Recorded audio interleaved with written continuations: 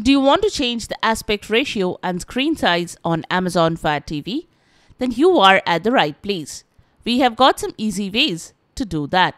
Welcome back to Silicophilic, your go-to source for tech tips and fixes. Method: change screen settings and calibrate display. From home screen, select Inputs. Make sure to select the proper input like antenna and the HDMI ports. Next, select Screen Settings. You can set it to Auto. Next, head to your home screen and navigate to Settings. Next, select Display and Sound. Then select Display.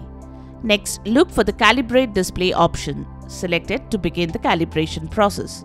This process ensures that images are fully displayed on your screen. Adjust the display. You will see a screen asking for confirmation to fix the screen size. Use the up and down buttons on your remote to adjust the display option. You should adjust the screen and make sure the arrows are completely visible. Once you are satisfied with the screen size, press the Accept button to confirm the change. Alternatively, you can also cancel or reset if needed. The screen should be perfectly aligned and calibrated now. By following these steps, you can adjust the screen size on your Amazon Fire Stick.